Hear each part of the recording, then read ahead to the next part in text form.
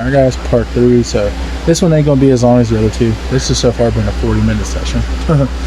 So, but I gained a shit ton of weight living out there because all I would do was eat and just sit around. I really wouldn't get out and exercise. I could have got out and walked around and lost all types of weight, been active and everything, had all these plans. But it's the burden of Mrs. having to work to take care of everything was getting to the both of us, you know. And then one of the worst, not the worst, but one of the worst times in my life ever happened. We had this massive, one day we had a shit ton of rain.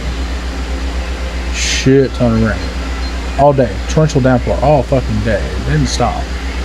And then it got so cold that rain switched over to sleet, switched over to ice, switched over to snow.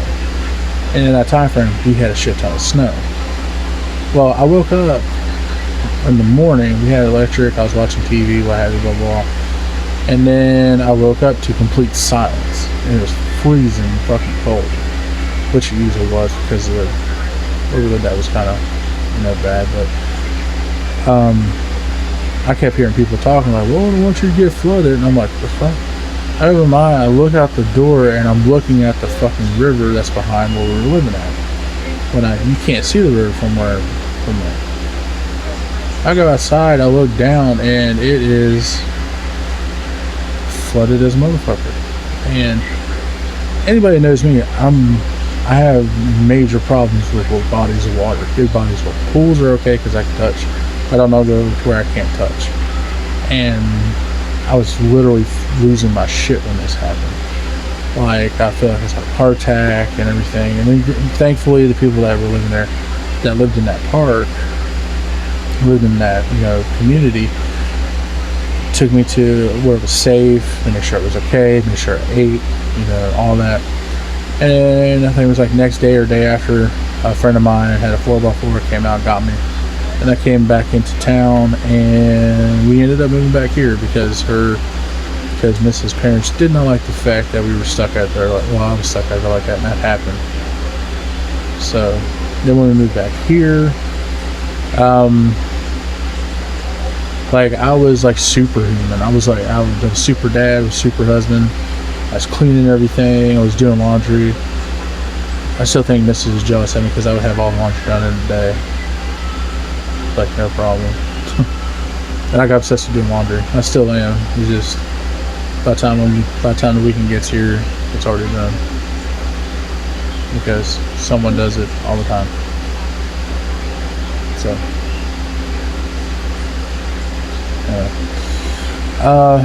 and then, you know, I got a job at the place I work at now, and I worked there for like a good 2.5 years. And I just need to change the scenery. You know, it's getting really mundane. It was getting become bullshit. And I believe in there. You know, and there's some personal things, you know, around that time and everything. And I went through a bad depression. And I went through a really bad depression again. And that's where I'm at now.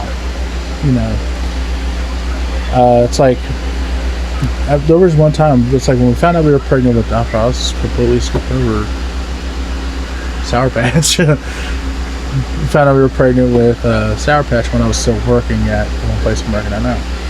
And some just felt like in my head, I started walking, losing weight. I lost a shit ton of weight. I looked good, I felt healthy. I'd walk every fucking where. I'd outwalk Mrs. in Walmart without a buggy. Not that hard to outwalk that. And I never thought the look on her face is Gizmo was wanting to play basketball. She was still pregnant. I mean, there was this basketball court we went to that was free that we didn't have to pay a shit ton of money to go play on. And I was running around with Gizmo, and the look on Mrs. face was just like, what? Because she hadn't seen me run like that in such a long time. And then Peanut was born, you know, and I kept on with everything. And the thing is now, it's like I know what I need to do. I'm just worried that I'm gonna have time's gonna be taken away from something else.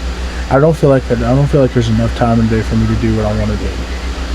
But the sad thing is, when I get off work, I sit on my ass all day after I'm done working, and I shouldn't do that. I'm not going to the gym right now because I want to do baby step like I was saying in the video before. So what I'm gonna do is I'm gonna baby step it here, and I'm going on the right path. I'm actually losing weight. I mean, this is as you can tell. Like my clothes are starting to come off my ass, so that means something. So with everything, you know, it is hard to battle depression and PTSD and anxiety, being bipolar, being Molly schizophrenic and everything like that. It does get hard to battle shit. It really does. And that's why I said the Disturbed song, A Reason to Fight, hits hard to home, because people aren't alone when stuff like that happens. And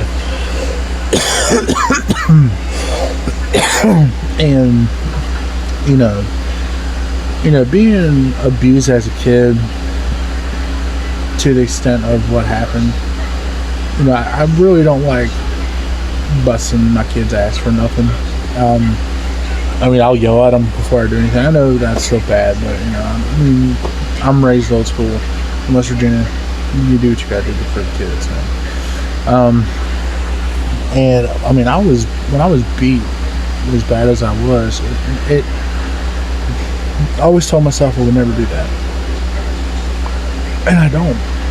You know, I mean, and I mean, even my mom did a couple of times. She would hit me. There was one time we were going to the YMCA, and she was being, I think she was going through withdrawals or something. She was being a little pissy for some reason. I didn't really say anything out of the way. I just kind of walked ahead of her. She said, "Get the fuck back here." I turned around and she went to push at me, and I shoved her back, and I was like, "Don't ever hit me," and walked away. And then there was one time when we were living in Virginia, I finally said, "You know what, I'm tired of this shit, you know, her treating me like hell." And she saw off and punched me in my mouth, and I looked at her, I was like, "If you ever do that again, I swear to God, I'm gonna hit you back." And when I didn't even budge, she's like, "That's the last time I would do that to you." I would never really handle it. Never. I mean, I did one time. She was coming at me, and I picked her up and I sat her down. I was like, "Don't, please don't." And I'd walk away. And I don't want my kids to feel, I mean, like when I raise my voice, they kind of do the whole, you know, thing, but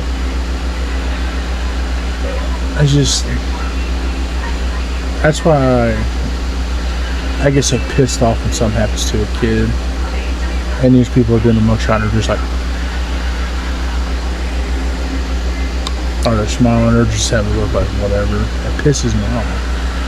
So, you know, and then in the whole entire time of everything happening, I really indulged myself in reading certain books, not actual like novels and shit. I'm talking like books about like facts, like Ripley's Believe It or Not, Guinness Book World Records, history books. I love history, love science, and I, you know, love sitting down and reading Wikipedia. I'll sit there and read about all types of random shit like popes and everything. And wrestling,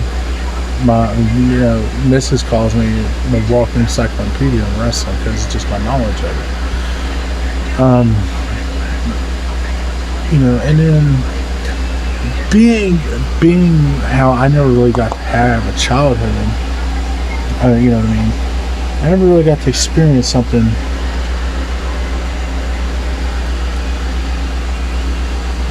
with a bunch of kids. And it's like I'm trying to live out some of my kids stuff now, like playing video games and, you know, just being me. I'm just trying to. And the hard part is where I was raised totally different. Where I was raised totally different. I wasn't raised like a kid. I was raised like an adult. I've been around adults my whole life. Sometimes it's hard. Sometimes I forget that Gizmo's only 10 or Sour Patch is only 3, and I gotta let them be kids. And it's hard sometimes. I'm like, okay, I can't do this. And there are sometimes I'll have misses do something.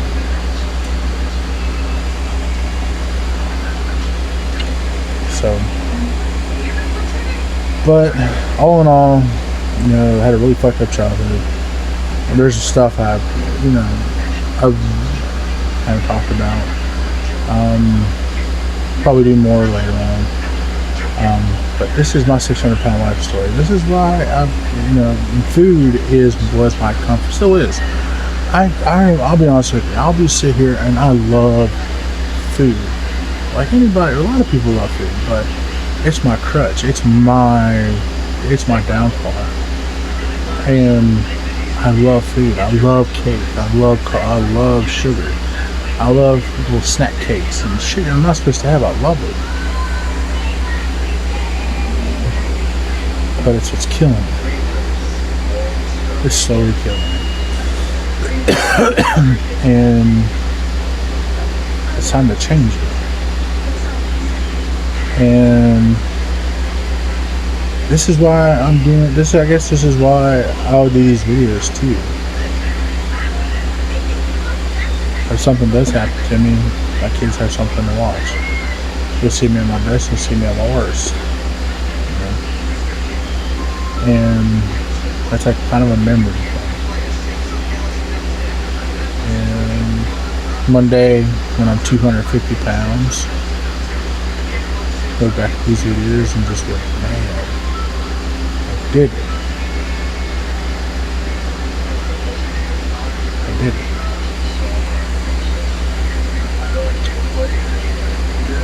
But I'm gonna upload these videos.